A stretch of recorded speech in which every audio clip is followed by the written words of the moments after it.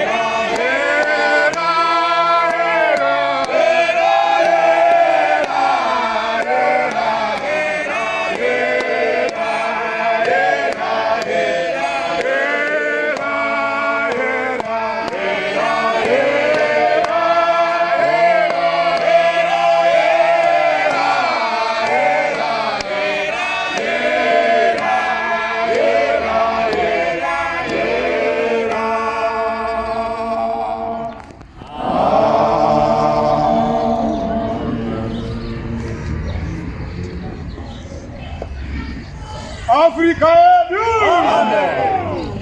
Daidi pano chabu hapa hii. Napa nyitesize emthonjeni. Mkazi anga story na murume. Umfazi obengela ndoda. Akashika patsilo sezataitashi. Wafika emthonjeni njengalokhu sikwenzile. Ashika baba nani? Yesu. Wafika lapho wathola uJesu. Tabva kwataba tisina kudla takazvipira pamberi pani. Zelapho Zona Jesu watabunganira pano. sizelapho sibuyakhona sizothola uJesu simbuthanelelana. Bofuranzi Bartimaeus. Rakangonzwa mbere zikazikone muchiko chimboitika. Isiphofu kwathiwa nguBartimaeus wezwa umsindo osenzakala. Kanzi ndishe Jesu ari kuti Wathiwa inkosi uJesu ezayo. akatakuta ichi mwana komana wa Davida ndizvirevo ngoni. Wasekhuluma ethi indodana kaDavida muzwele umusa. Kana bona ichi shoko ravakuru rakati mwana asingachema anofira pai. Ilizwi labadala lathi ongakhaliyo ufela embelekweni. Vanhu vakatoza makumunyaradza zvikanziwe hani mheremhere mwanakomana waMwari ndi mambo. Abantu bazama ukumthulisa besithi akafuni umsindo indodana kaNkulunkulu inkosi le. Asina kuti wanga wabatwa noMweya Mutsvene waMwari. Ngoba wayebanjwe ngumoya engcwele kaNkulunkulu. Akaramba kunyaradzwa akadaidzira nesimba. Wayala ukuthuliswa memeza ngamandla. Kusvika ishe anzwa kuti mani pano ari kudaidza uko. uJesu wazowezwa ukuthi ukhona ongibizayo le. Akaenda pari akati ndabuya uri kundidaidza unandikuitirei. Wasesiya kuye wathi sengizile ngoba uyangibiza ufuna ngikwenzeleni. Kuti ndibone. Wasesithi ngifuna ukubana ngibone. Sezvinoitavo vamwe. Njengalokhu kusenza abanye. Handigoni kudhiraivha mota kana kushana kuti handiboni. Angikwanisi ukudrive imota kumbe kusebenza ngokuba ngiboni. Kanchiti pane paunotenda napo. Waseyenzelwa njengolokho wakholwa ngakhona. Ngaba namali mokundiwa nemukadzi wepaSamaria. Omama linqotshwe yini ngumfazi waseSamaria? Jehova ngatibatsire vana mai kamwe akaona Jesu chikakutesa iwe imwichi. uJehova makasincede bomama ongekwehlulekisa yini. Varume mokundiwa navakadzi. Madoda linqotshwe ngabafazi na. Chirikadzi akaona Jesu paSamaria. Umfazi wathola uJesu eSamaria. Bofu rikadaidza rikahwikwa naJehovha. Isiphofu sabiza sazwakala nguJehova. Iwe ukambonomhorosa mutumwa ndichotaura naye nguva dzake dzose. Wena wabingelela mutumwa wakhuluma ngala izikhathi zakhe zonke. No man. No. Hayi Mweya waMwari ufanele udzake pamusoro pedu varume. Umoya kaNkulunkulu ufanele uye phakathi kwethu madoda. Mweya waMwari ufanele udzake pamusoro pedu vana mai. Umoya kaNkulunkulu ufanele wehle kini bafazi. Noti ishe chabuda zaiti ishe chabungana pano. Ngoba inkosi Mwimba yako ino. sikuthene lapha endlini Shubu yakho. yanewe pano zatapinda mwimba yani. Woza nawe ngoba sesingene endlini yakho. Takagara pano takatesa nobuso wani. Sitheni lapho sibhekane nobuso bukaNkulunkulu. Wakagara ipapo chikubula chimwari akusimudzire kufunga. Uhleli khona lapho ucela ubana uNkulunkulu akusukumezele ukucabanga. Kuti calculator chiramba ishane chikakwela mali zakho ugere papa. Ngoba i-calculator izimali lapho. Uye kuchaura uchiti mwari vatati mumwe chinjita kuti ndikude zvandasvika pano. Khuluma uthi uNkulunkulu yenza uthi nguthambe ngoba sengifikelana. Zvinokhala anga asina kutumwa vanhu vachichema kudai. Manje ngabe wayengathunywa ngabantu bekhala kangaka. Watuma Paulo vazoze vanodi? Wathunywa uPaulo manje wafika ukumuza abakholwayo.